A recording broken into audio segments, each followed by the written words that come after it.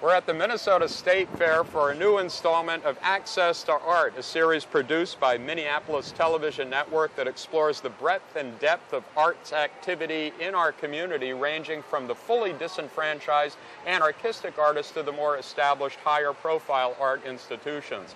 This episode, which by the way is our 10th episode, is a look at mnartists.org, and we're going to visit them in the Education Building in just a few minutes. We're still on our way to the Education Building with a brief stopover here at the Fine Arts Building, and you can tell us Fine Arts because we got this piece which was done with a chainsaw. Access to Arts correspondent Beth Peloff recently spoke with the people behind mnartists.org. We're going to look at what she found out, as well as a focus on their weekly poetry series, What Light? Off to education.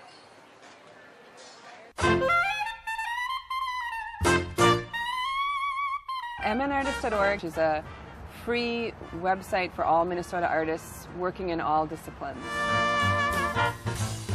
It allows them to post their work, so it could be images of visual arts, MP3s of music or film, any sort of work. They can post it for free on mnartists.org.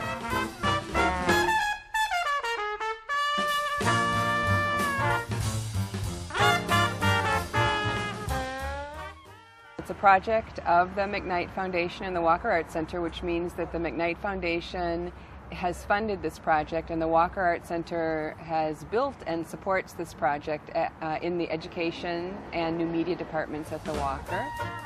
In 1999, the McKnight Foundation did a survey called The Cost of Culture. It was concerned with the artist's ability to make a living as an artist.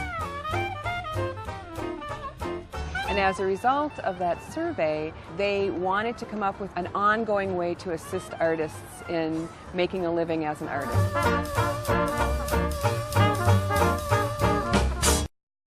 If you have 12,000 artists and over 100,000 pieces of artwork, any sane human being would find that daunting to approach cold.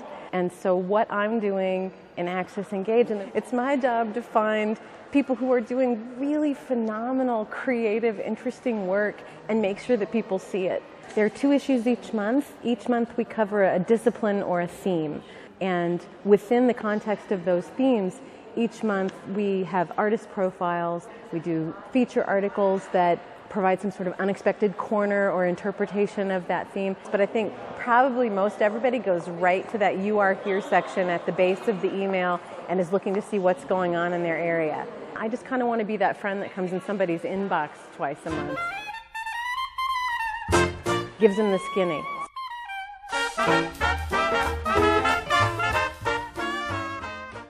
One of the reasons the site was founded was to provide discourse about the art, to provide journalism about the arts, to shore up and to support and to spread the fame of Minnesota artists. Ian really does more of the critical reviewing side of arts writing. I think her arts writing is cerebral and substantive. I edit something called MN Arts Weekly, which is a weekly web magazine of articles across all the arts. Art that happens in a realm without any arts writing or arts criticism is art that appears and disappears without anyone taking note. It doesn't acquire the reputation, it doesn't acquire the discourse around it that gives it value. We have regular departments. My favorite is Outland, which is the department where I put things that ordinarily we don't cover. We have a series called In the Galleries, which is art reviews in performance, which covers dance and theater. We also do book reviews. Book reviews is the Thinking Souls series. We have other regular departments like What Light, which is a very long-running and very successful series that runs one poem every week. Ageless, you cannot know how briefly one body lives in another. Only by what you perceive. Desire resides in Even if that brings forth uncertainty, brooding, suspicion. Later, For my name, like yours, hard, not like a rock, but a ball, a piñata, a soft paper skin filled with small gifts.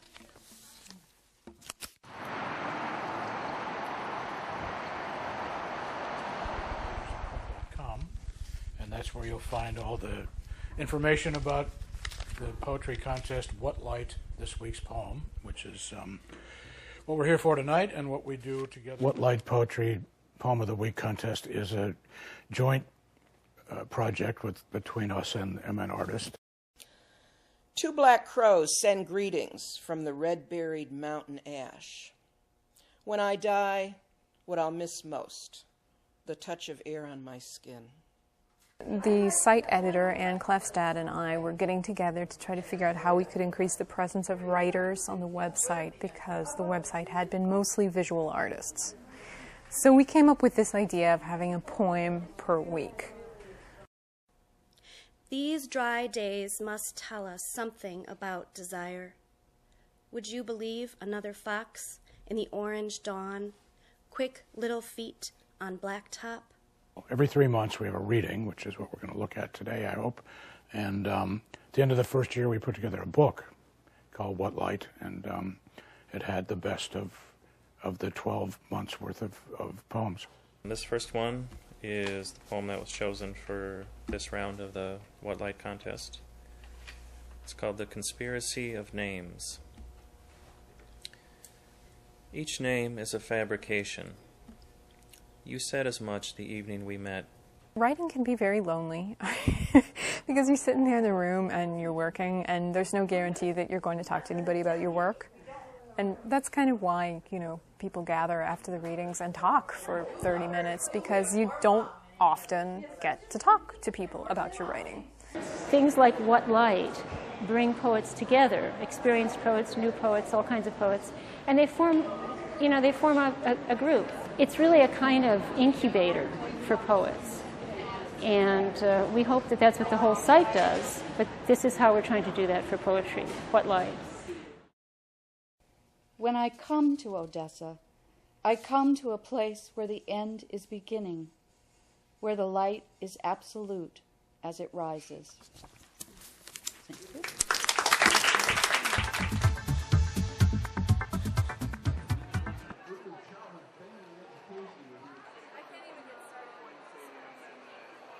Well, we're in the education building at the Minnesota State Fair visiting with mnartists.org, and we have Will Lager, who's the community liaison for, the whole project as well as this booth.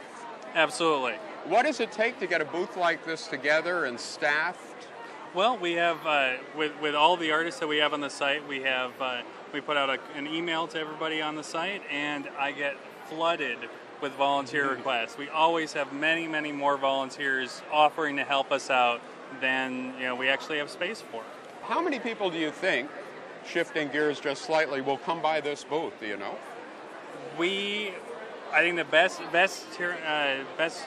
number that we can come up with is we brought 10,000 of our magnets, and we're almost all the way through them. So I would say we would. Ballpark, since it's Monday of the we've got a week left to go. I'd say maybe 30,000 people walk on by, if not more. Chuck Olsen and Lori Erickson, both clearly Minnesotans, are also bloggers. Chuck is the brains behind the daily video digest Minnesota Stories, and Lori writes about gardening for a worldwide web audience. They have a collaboration with mnartists.org called Minnesota Stories Present MN Artists. Access to Art's correspondent John Akre recently visited with them as they showed how to use the calendar on that website, and then he followed them to an opening they found on that calendar. Say, honey, what website are you on over there today? I'm on mnartists.org. And we're filming a little video about us going and seeing some art. Which camera? Camera 1, camera 2, camera 2. Camera 1. Camera 1. Let's get, okay, here we go. Are you ready? Camera 1. Our camera. Okay. Hello, friends. Hello. I'm Chuck. And I'm Lori. All right, take 2. Hello, friends. I'm Chuck. Oh! Hello, friends. I'm Chuck. Hello, I'm Lori. And we're here in our house today, and we like art. Yes, we do. And honey, where might we go to find out what's going on? If only there was something on the web. There's a website. It's called mnartists.org. Well, there's a calendar, so we can at least figure out what's going on today. But there's something called Going Mobile at Columbia Grounds. Oh, an exploration and reflection of steel, paint, and chrome. Walter Horschink. Let's go to horschink.com. Oh, okay. So there's an opening tonight? Is that what it said? Yeah, show reception. It's the same as an opening, right? Cut! Probably do that again, or bring the camera over here. And we're actually doing some videos for mnartists.org. We want people to kind of a real-world test of the website, like what happens when real people like us want to go find some art. We want to be able to find what kind of events are going on. Meet artists, go to visit galleries. Okay, it's at 3301 Central Avenue Northeast. So we're going to hop on our bikes and go check out the scene. All right.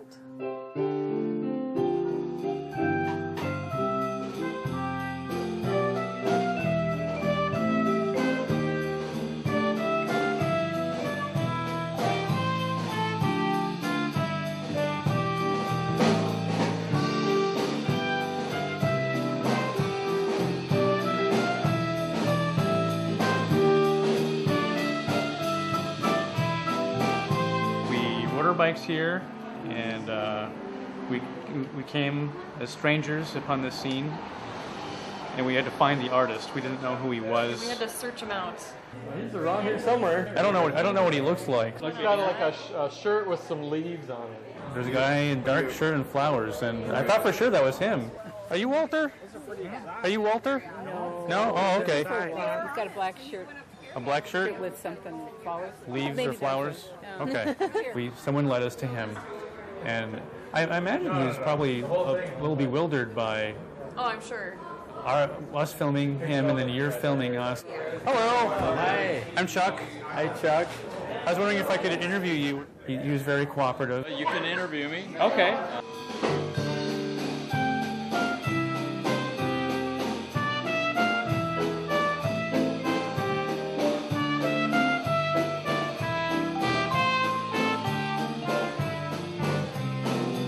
But I don't think I can pronounce your name correctly. How do you say your name? The name is Horishnik, or if you break it down, it's Hor-ish-nicks. The show was kind of inspired by automobile parts. I do a lot of textural type of work where I investigate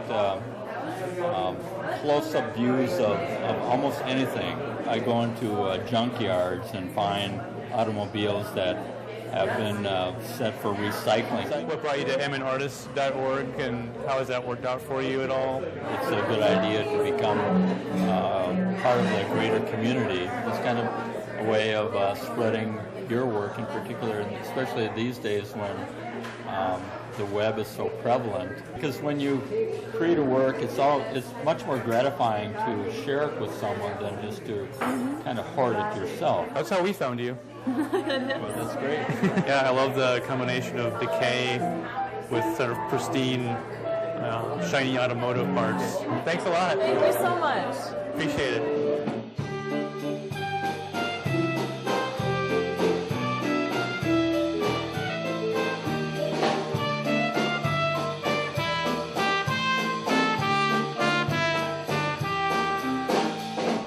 Well, friends, that's a wrap. My battery ran out, but we got a good interview. That never happens. See you next time.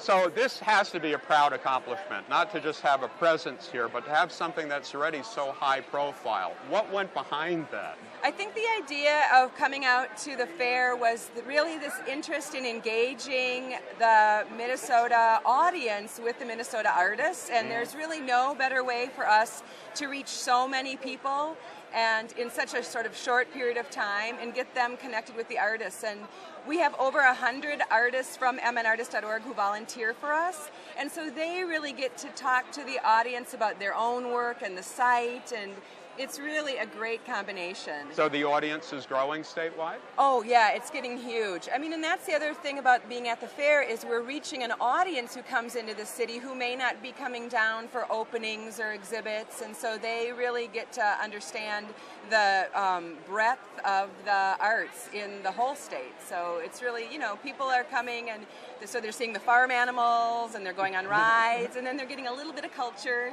with mnartists.org. So the idea would be getting each artist a stall in the goat barn. You think we'd merge it all together that way? Ultimately, that's our vision. Well, in a curious way, though, you've eliminated a very critical barrier. A lot of ambivalence people have almost correctly had many years ago about entering a traditional art institution. Right. And even though they've changed so much, the outreach hasn't, and suddenly mnartists.org. Right, and I mean, the real beauty of that is it's the Walkers program, right? So here's this institution that sort of has this reputation of being like, you know, above the average person, and we're at the fair. Yeah, so it really is about reaching out. The tail in white. About 130 artists have studios in the Northrop King building, which is off of Central Avenue in northeast Minneapolis. And many of them use their listings on mnartists.org to not just promote what they're doing now, but to engender maybe new collectors, to let the public know what they're up to, and to see what other artists are up to as well. Access to Art correspondent Megan Cullen recently wandered the halls of Northrop King to engage some artists in conversation about how they use the mnartists.org site to promote their work.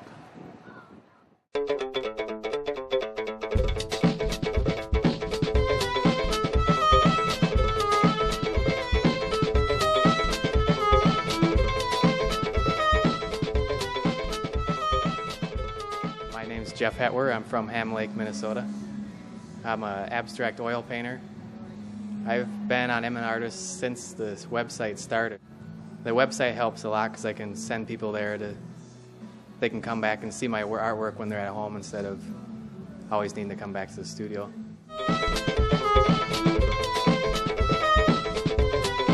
My name is Ingrid Restemeyer, and I'm a printmaker and fiber artist here in the Northrop King building. The building has been an artist studio building since the mid-'80s. Prior to that, it was Grain Elevators and the Northrop King Seed Company. In the mid-'80s, it started with some huge studios, not really fancy because it was more just a space to get the work done.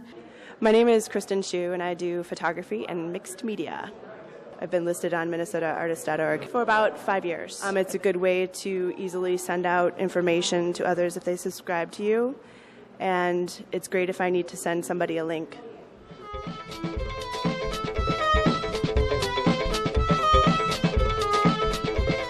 My name is Michael Schmidt, and I am an oil painter. I've been listed on the MinnesotaArtists.org website for approximately 2 years. Most recently, the Art-A-Whirl event that we have here at the Northrop King building. I had several people come in who saw my work on the Minnesota Artists website and came to my studio because of that. I'm Christine Heitz. I'm a functional ceramic artist. I've been on mnartists.org for coming up on 3 years. When people need to just actually see a piece, it's been nice, instead of they get your business card, but to actually see a visual piece and especially on a website they can access at any time really helps.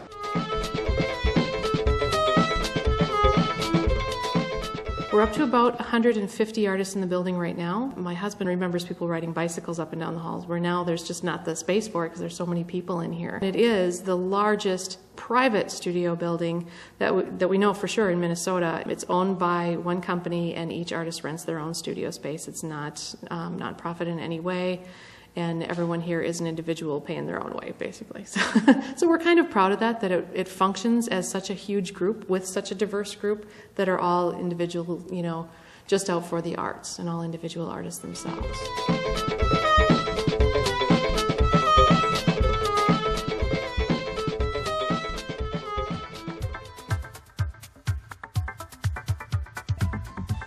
We're with two of the volunteers at mnartists.org, and I'd like to know who you are and why you're volunteering.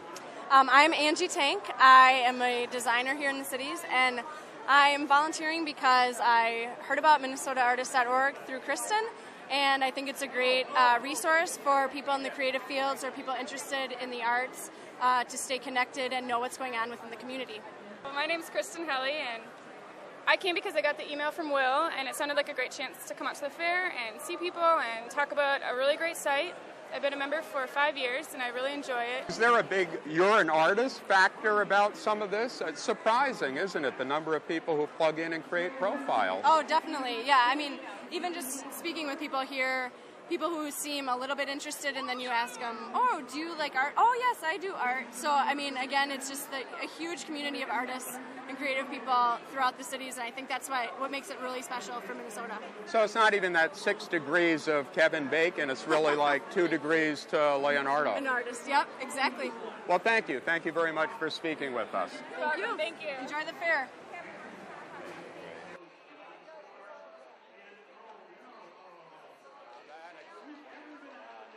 Radio MN Artists is a series of interviews with artists that appears as a regular podcast on the mnartists.org website, and it's also part of the KFAI radio show Art Matters. Access to Art correspondent Laura Stapiro sat in on an interview with Larry Yazzie, conducted by Radio MN Artists host Maria Morstad. Let's listen in.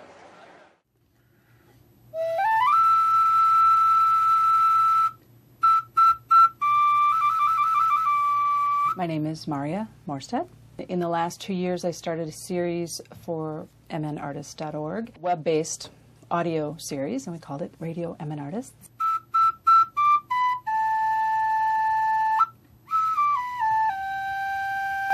I've produced some 70 profiles.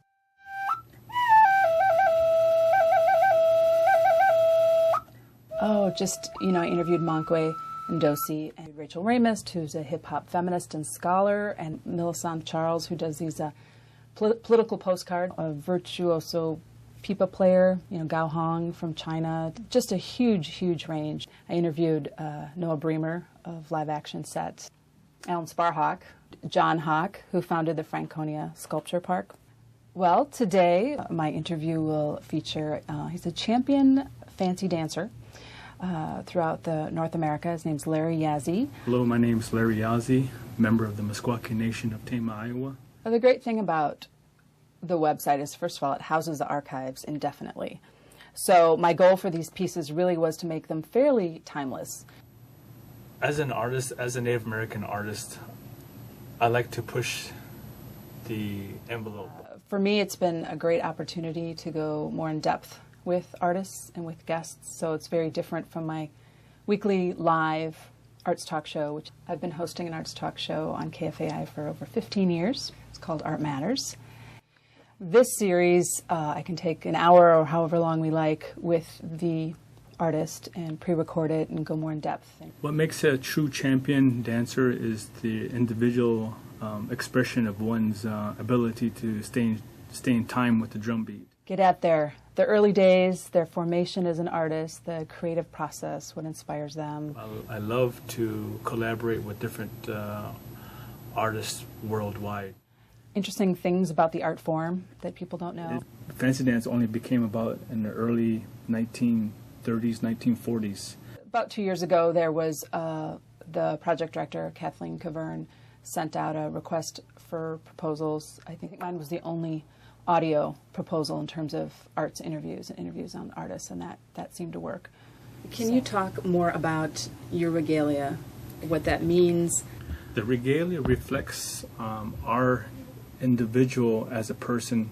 Sometimes reflects our family colors, our family designs, our tribal colors, our tribal designs.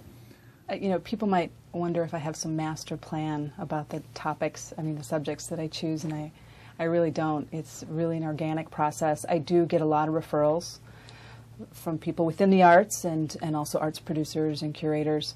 But beyond that, it's just a complete and diverse range. We as Native Pride dancers encourage people's individuals' abilities to reach beyond their goals. We want to share that on stage and share our different customs and traditions, but also share our same spiritual aspects of life, and through song and through dance as well.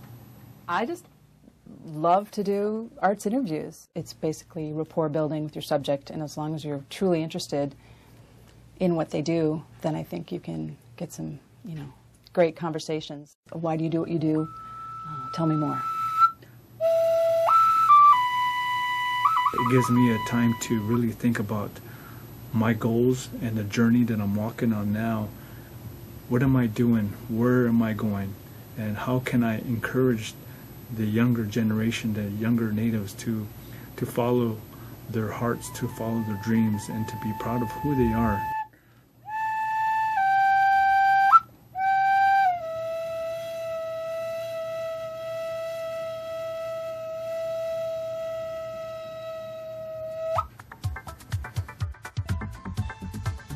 Thanks for joining us for another episode of Access to Art, seen Tuesdays, 8:30 p.m. on Minneapolis Channel 17.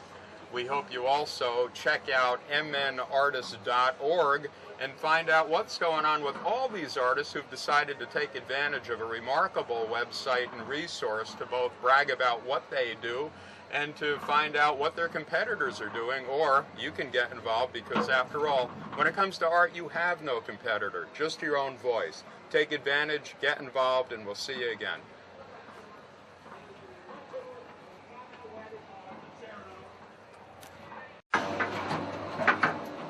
Oh, thus ends another grueling art-heavy day at the Minnesota State Fair. That's why most people come out here, learn about the arts, go on the sky ride. We're not sure if we're in a funicular, a gondola, a tramway, or a sky ride. But we do know that this sky ride, and all others, by the way, take us to food, a key component of enjoying the Minnesota State Fair. We are definitely a resilient species, that we can survive all of this. And as if the food isn't precarious enough, we then do this to our offspring.